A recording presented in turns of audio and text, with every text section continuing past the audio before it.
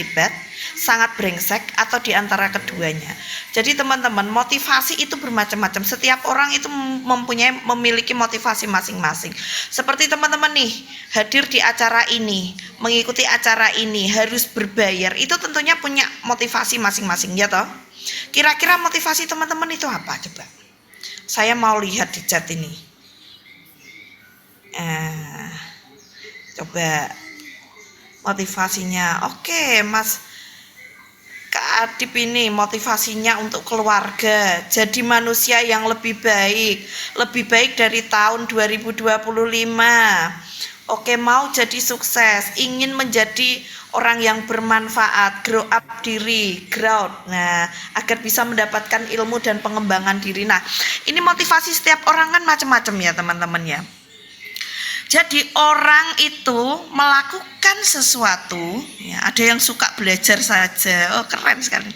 Jadi seseorang itu melakukan sesuatu itu mempunyai motivasi masing-masing. Seperti saya nih, menjadi motivator atau pembicara, saya mempunyai motivasi. Motivasi saya apa? Nah, Mam Erlin itu The Motivator punya tagline The Queen of Broken Heart. The Queen of Broken Heart. Kenapa kok The Queen of Broken Heart? Karena apa? Saya itu prihatin melihat anak-anak muda yang patah hati, kemudian langsung tidak produktif, kemudian stres, mengurung diri, nggak doyan makan. Nah, saya ingin memberikan motivasi kepada mereka bahwa sakit hati itu, patah hati itu, dunia ini nggak akan runtuh. Kamu masih bisa menjadi apa yang kamu mau. Tampar mereka yang menyakitimu dengan prestasi, dengan peningkatan value. Salah satunya mengikuti acara ini begitu.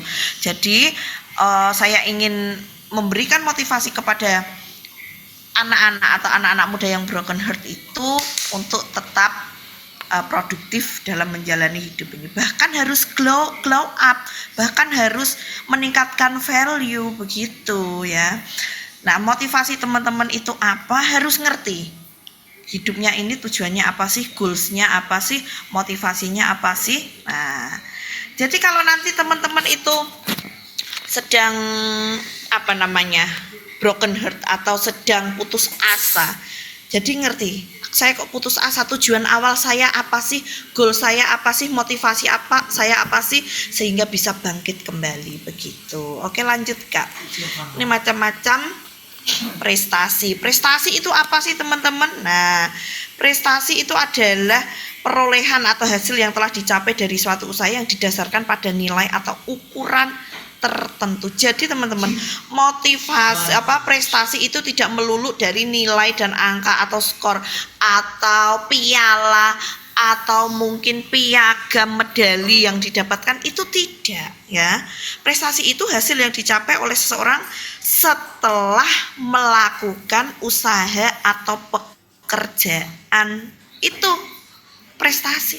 Jadi teman-teman, kalau kemarin bangunnya jam 6, sholat subuhnya jam 6 misalkan ya, terus kemudian hari ini sholat subuhnya setengah 6 ya, itu sudah prestasi ya.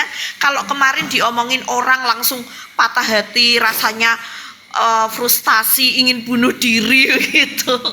Nah, kalau hari ini kamu diomongin orang yang jelek-jelek, kamu bisa menerimanya dengan ikhlas, itu juga prestasi teman-teman ya. Jadi macam-macam prestasi itu macam-macam ya.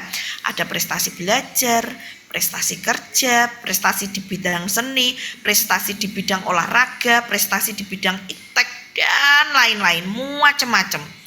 Jadi yakinlah bahwa setiap individu, setiap manusia itu memiliki skill atau kemampuan ya masing-masing, mempunyai kelebihan dan kekurangannya masing-masing. Yakinlah bahwa di diri ini ya, kita itu hebat, kita itu kuat, kita itu punya value. Kalau belum tahu value-nya apa, nah nanti dicari. Nah, value-nya apa sih? Gimana cara mengetahui skill kita? Gimana cara mengetahui value kita? Nah, kira-kira teman-teman apa ya kegiatan yang membuat teman-teman itu senang melakukan hal tersebut, bahagia melakukan hal tersebut dari dulu sampai sekarang tetap lakukan. Nah, itu jangan-jangan adalah value atau skill dari teman-teman. Loh, Mam, saya itu sukanya itu mageran kok, Mam. Misalkan seperti itu nih. Saya sukanya mageran, saya sukanya scroll TikTok, scroll sosmed dan lain sebagainya. Jangan-jangan itu salah satu skill teman-teman ya. Siapa tahu menjadi TikTok afiliator, Shopee afiliator, atau mungkin jadi konten kreator, kan gitu. Jangan hanya kita sebagai pengguna tapi penciptanya, begitu ya. Oke, next Kak. Nah, orang yang punya motivasi berprestasi itu mempunyai karakter seperti ini teman-teman. Mereka itu berorientasi pada keberhasilan ya, pada keberhasilan. Nah, keberhasilan itu tentunya memiliki proses yang sangat panjang. Misalkan nih, aku pengen jadi selebgram, aku pengen jadi konten kreator. Nah, baru bikin satu video aja, nggak ada yang nonton cuma 100, udah putus asa, nggak jadi bikin video. Nah, itu kan prosesnya, setiap proses orang itu berbeda-beda sekali ya teman-teman ya. Nah, seseorang yang punya motivasi berprestasi itu harus berani mengambil resiko, ya. Kalau kalian tidak pernah berani mencoba, nah bagaimana ngerti kalau itu sukses atau gagal ya toh? Kalau kalian berani mencoba, sukses itu ya belajar, kalian gagal itu yang belajar. Orang yang nggak belajar, nggak punya motivasi berprestasi itu yang apa? Yang nggak berani mencoba, oke? Dan orang yang punya motivasi prestasi itu yang berorientasi pada masa depan. Masa depannya pengen apa sih? Nah, salah satunya tadi, tentukan goals-nya apa, tujuan hidup teman-teman apa. Nek perlu tulis yang besar ya, tulis yang besar di kamar atau dimanapun yang teman-teman lihat di pintu kamar, apa itu goals-nya apa. Nah, itu skill scripting ya teman-teman ya. Dan secara tidak sadar di alam bawah sadar, kalau kalian membaca tulisan tersebut, goals hidupnya itu terus menerus, itu insya Allah alam akan mewujudkannya. Karena apa? Otak kita ini mengandung gelombang elektromagnetik yang sifatnya mengundang ya, dan alam yang mewujudkannya. Oke. Dan mempunyai rasa tanggung jawab. Kalau sudah punya goals, kita berproses ya harus konsisten. Ya, itu yang paling sulit itu di konsisten tersebut. Punya rasa tanggung jawab. Tanggung jawab terhadap apa? Terhadap apa yang telah ditulis dalam goalsnya, terhadap apa yang telah kita perjuangkan ya. Jangan sampai putus asa. Mam, kalau saya putus asa gimana? Kalau saya pengen berhenti gimana? Nah, lihat kembali goalsnya apa, keinginannya apa teman-teman, itu lihat kembali. Dan bayangkan orang tua ya, terutama ibu yang telah melahirkan kita, yang merawat kita, ingin bahagiakan orang tuanya, kan seperti itu ya teman-teman. Oke, next Kak.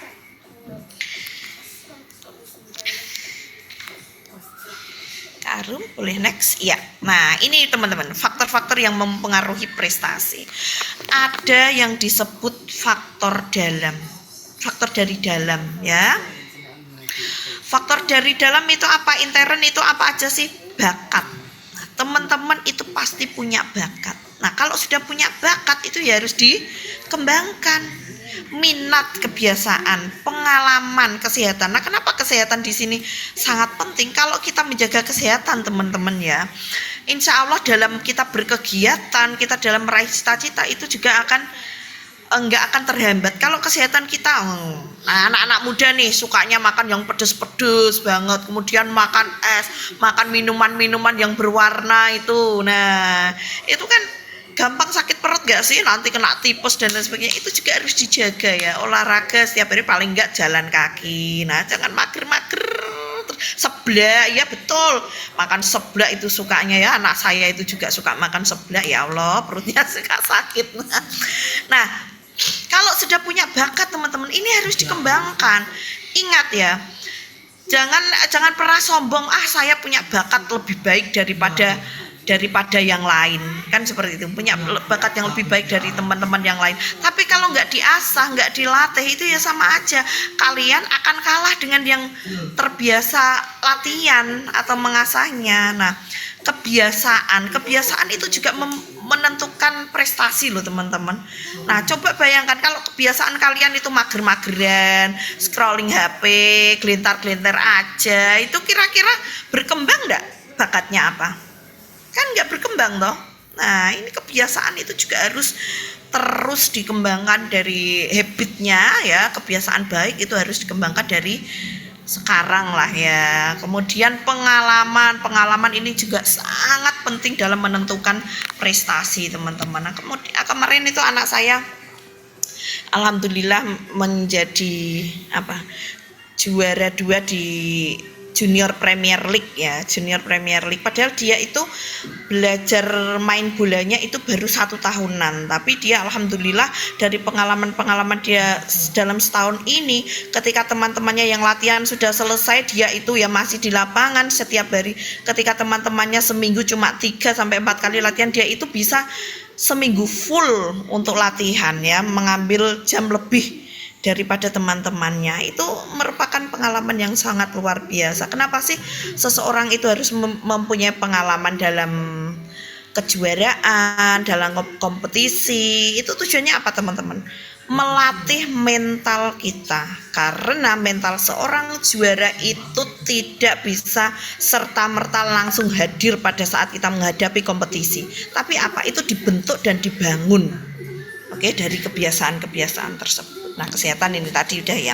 Kemudian faktor luar, nah keluarga, masyarakat, sekolah. Nah ketiga faktor ini, keluarga, masyarakat, sekolah, ini tidak bisa dipisahkan ya, tidak bisa dipisahkan teman-teman.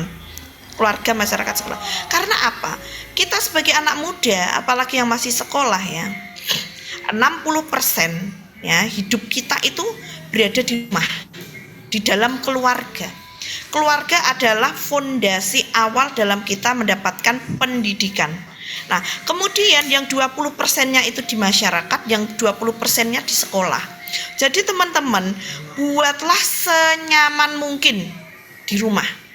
Ya. Jadi kehadiran kalian itu dibutuhkan, dinanti-nanti kalau di rumah.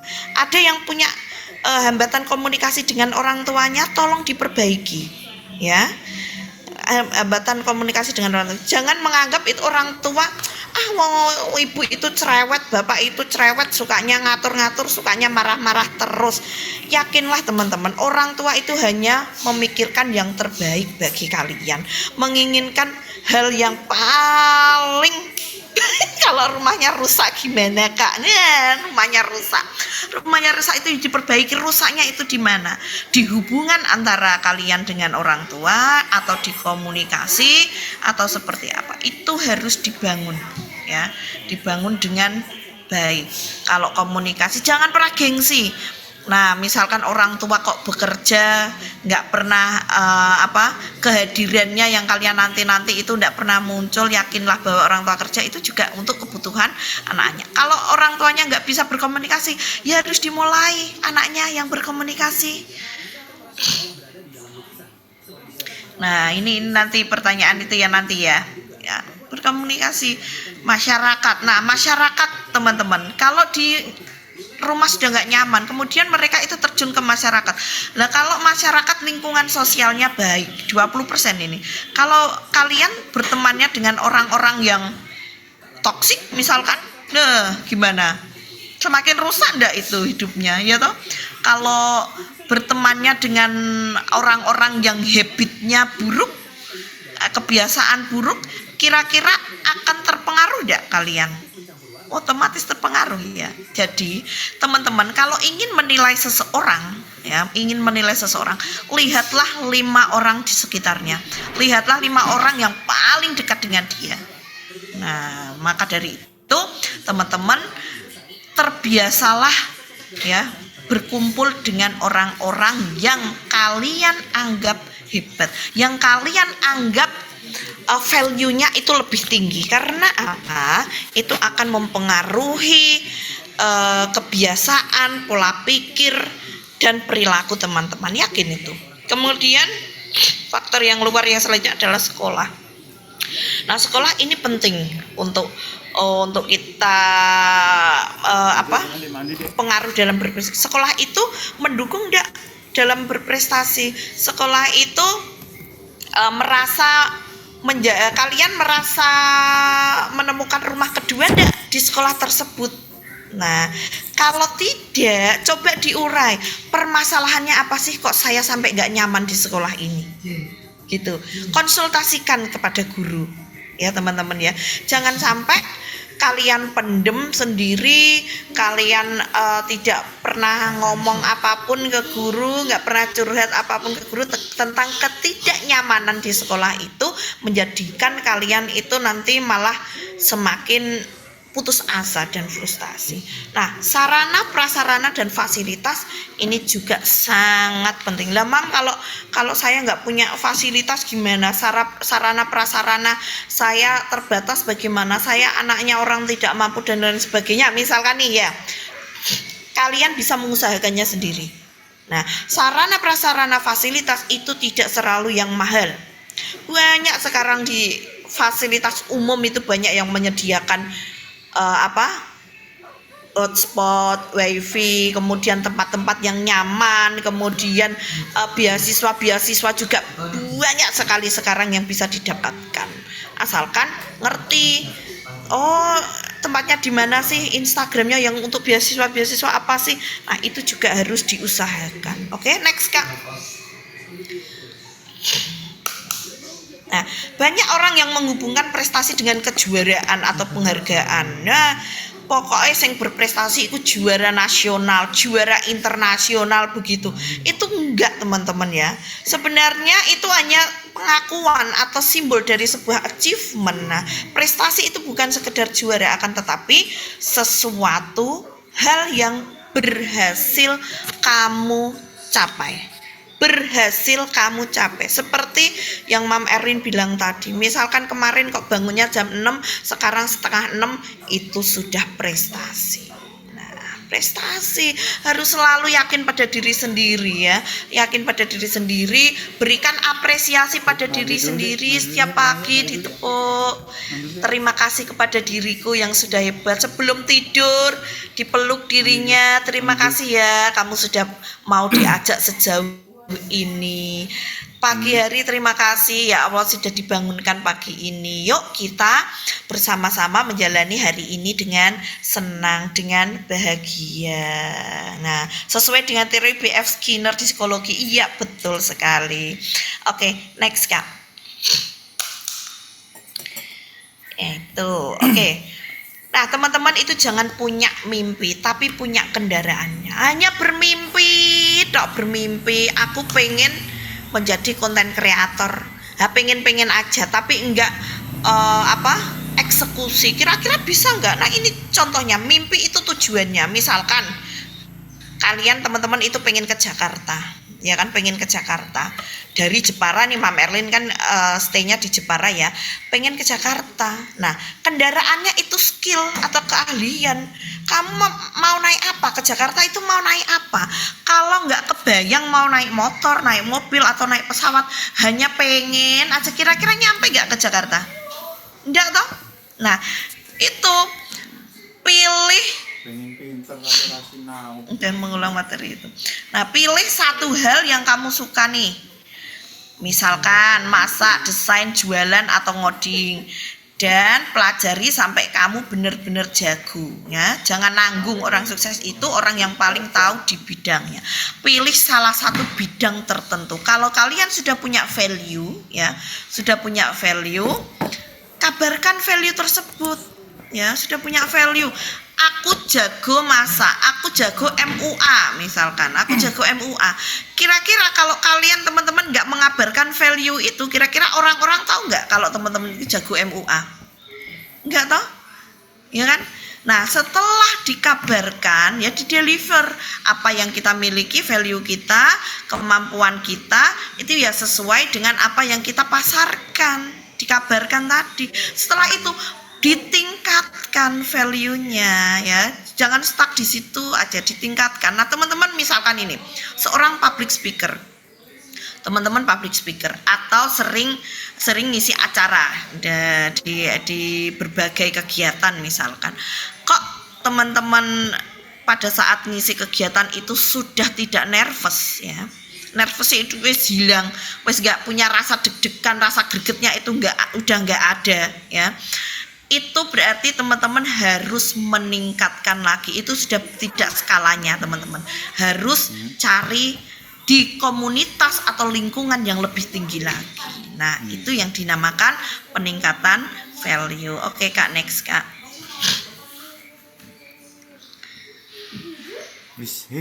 Nah kerja keras itu wajib teman-teman ya, tapi kerja cerdas itu adalah kuncinya. Nah cari mentor. Nah, cari mentor. Jangan coba-coba sendiri dari nol kalau ada orang yang sudah sukses duluan. Tanya mereka, belajar dari kesalahan mereka supaya kamu tidak perlu mengulang kesalahan yang sama. Jadi teman-teman, belajar itu tidak harus dari orang yang sukses-sukses aja. Ya, belajar dari orang yang gagal itu juga penting. Nah, penting. Kenapa? Menurut Jack Ma ya, Jack Ma itu pernah berkata begini. Nah, kalau kita belajar dari orang gagal ya, orang yang tidak sukses, kita itu ngerti kesalahan mereka itu apa. Jadi kalau kita membuat kesalahan yang sama, kita itu sudah antisipasi. Nah, di dalam hidup ini, di dalam kita meningkatkan value itu, kita harus menyiapkan dua hal teman-teman. Yang pertama adalah success anticipation, yang kedua adalah failure anticipation ya. Antisipasi kesuksesan dan antisipasi kegagalan ya. Kalau kita sukses, nah, kalau kita sukses, apa yang ingin kita lakukan? Itu kita sudah ngerti. Oh, goal saya ini. Nah, kalau kita gagal, kita juga sudah punya antisipasi kegagalan tersebut. Kalau aku gagal, ada plan A, plan B, plan C, and plan jadi asing ya. Ya, harus punya plan, antisipasi kegagalan dan antisipasi kesuksesan itu. Kemudian manfaatkan HP teman-teman ya. Gadget ini sekarang tidak bisa kita pungkiri bahwa sangat melekat pada diri anak-anak muda. Teman-teman ini Gen Z semua ya, atau ada yang Gen Alpha yang ikut nih, atau ada yang Gen milenial seperti saya. Nah, manfaatkan HP. Kalau HP cuma dipakai buat scrolling video lucu, kalian itu rugi besar ya. Gunakan untuk belajar di YouTube. Banyak sekarang belajar di YouTube ya, di TikTok, di Instagram itu banyak pengetahuan yang kalian bisa dapatkan di situ. Cari info magang atau jualan. Jadikan HP-mu itu mesin uang, bukan mesin pembuang waktu ya. Jadi afiliator, kemudian jadi admin dalam online shop, itu kan banyak sekali teman-teman sekarang ya. Oke, next Kak Arum. Oke. Nah, rapikan kesan pada dirimu ya. Rapikan kesan. Kesan itu apa sih? Citra diri atau personal branding. Nah, personal branding, kita bicara tentang personal branding teman-teman. Apa yang orang lihat saat cari namamu di Google atau Instagram? Nah, ya toh? Enggak kayak teman-teman sekarang itu ya, anak-anak Gen Z itu IG-nya itu loh udah dikunci, enggak ada profilnya, atau profilnya kadang itu cuma pemandangan atau makanan, udah dikunci, begitu postingannya nol. Nah, itu follower teman-teman itu mau disajikan apa ya? Iya. Kemudian, nah ini tujuannya saya itu bingung teman-teman. Apa ini ya tujuannya anak-anak sekarang ini ya? Punya Instagram tapi postingannya nol, masih dikunci lagi. Gitu. Stalking. Nah ini ada yang stalking mantan ini mesti punya dua akun. Yang satunya akun bodong ini, yang satunya akun bodong. Kemudian ya, masih dikunci akunnya tersebut, punya 2 akun. Hati-hati loh teman-teman, terindikasi orang yang stres dan depresi itu loh yang punya 2 akun, yang satu akun asli tapi kosongan, yang satu akunnya untuk stalking. Ini hati-hati ya, ini hati-hati, udah mendekati depresi, stres ini loh, bener itu. Ini anak saya guyu-guyu di sebelah ini karena seperti itu juga. Nah, tunjukkan karya teman-teman. Nggih, monggo Mas. Nggih, diberikan. Nah, kalau kamu suka foto ya, posting hasil fotomu. Kalau jago nulis ya, posting tulisanmu.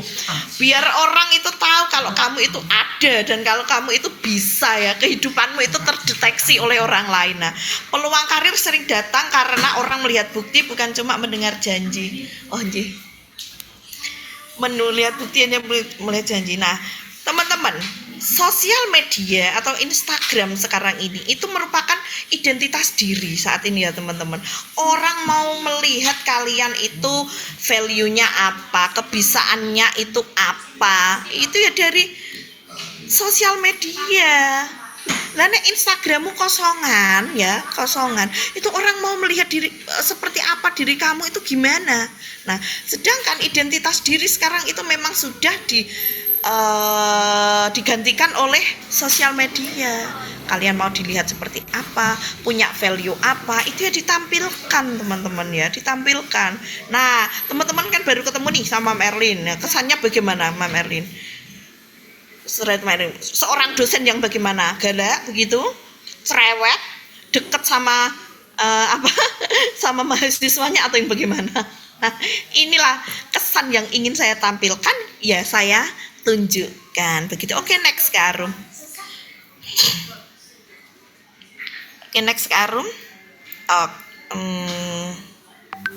Nah, anak muda yang berprestasi itu tidak pernah menyalahkan keadaan, tidak pernah. Nah, aku kan pengen ini, tapi gimana ya caranya? Nah, seperti itu, ono tapi terus. Nah, hapus kata tapi.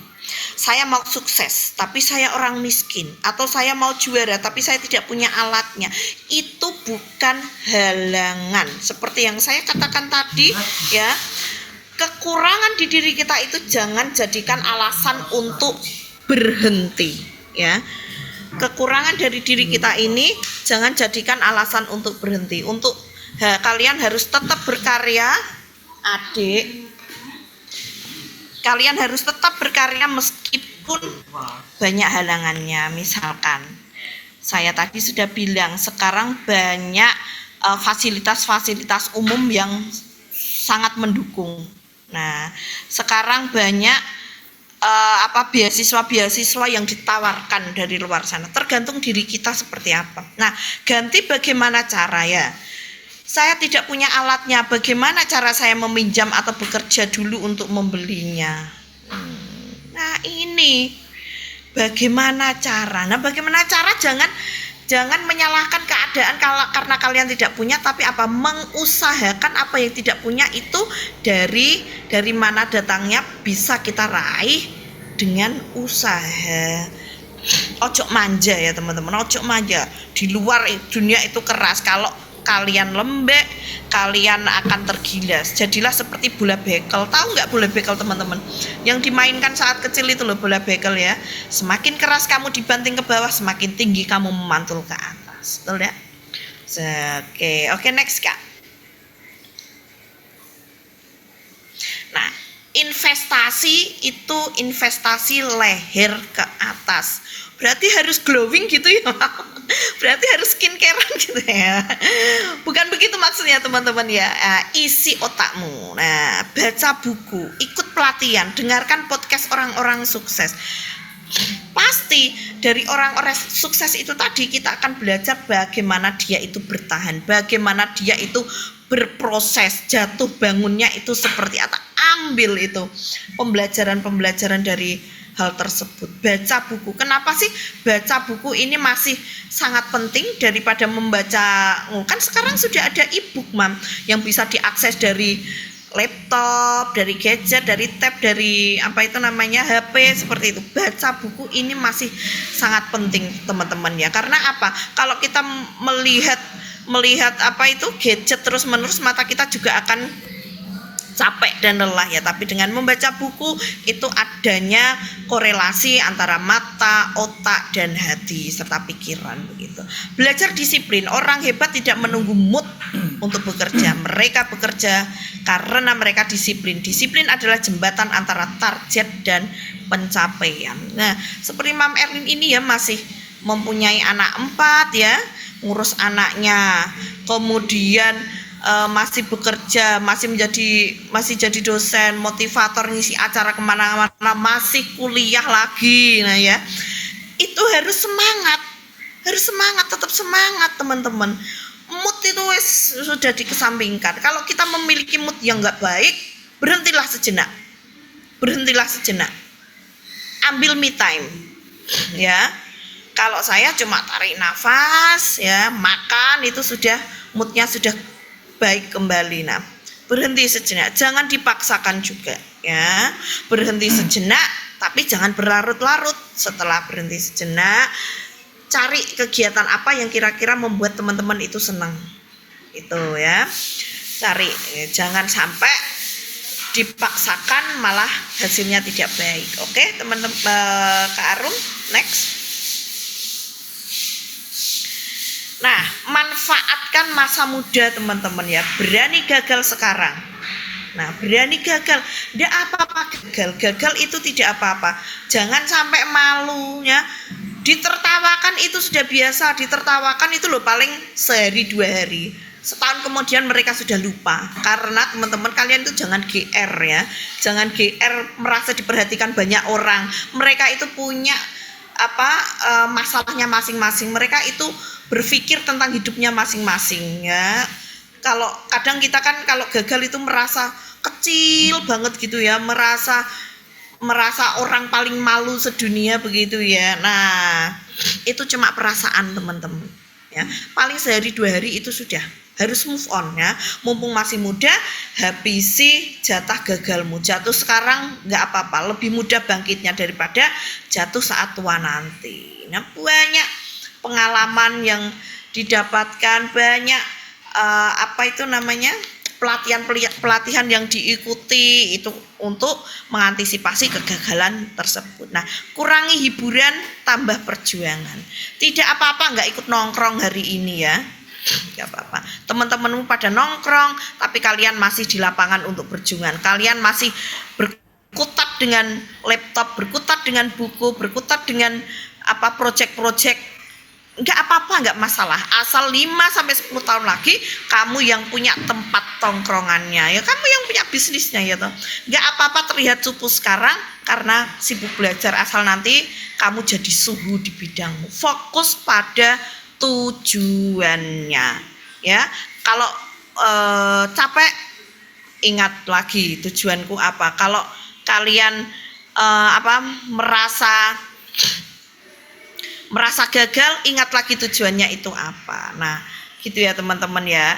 Bayangkan kalau kalian ingin melakukan sesuatu pada saat ini. Kalau kalian ingin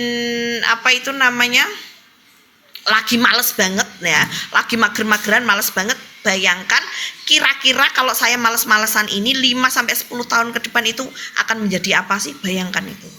Oke, next Kak. Nah, teman-teman, Tuhan itu tidak akan mengubah nasib suatu kaum kalau kaum itu tidak mengubahnya sendiri. Jangan pernah bermimpi punya hasil yang luar biasa kalau kerjamu cuma biasa-biasa saja. Masa depanmu itu ditentukan oleh apa yang kamu lakukan hari ini, bukan besok. Kalau kalian masih mikir memulai bisnis itu setelah lulus kuliah, memulai bisnis itu kalau sudah ada modalnya yang besar, kapan akan memulai? Ya toh? Sudah tertinggal kereta api ninut-ninut nanti. Ya deh, ninut-ninut deh. Nah, sudah ketinggalan kereta itu nanti ya teman-teman ya. Kalau nggak dimulai dari sekarang, kapan lagi? Kita harus curi start terlebih dahulu. dulu. Jangan hanya yang biasa-biasa aja, punya mimpi itu harus yang bikin dredeg gitu loh ya. Wah, aku bisa meraihnya, pasti bisa meraihnya. Dan harus selalu ditanamkan pada diri sendiri bahwa kita ini mampu menjalani semuanya. Oke, next Kak. Oh, oke, udah selesai teman-teman. Oke Kak Riri, demikian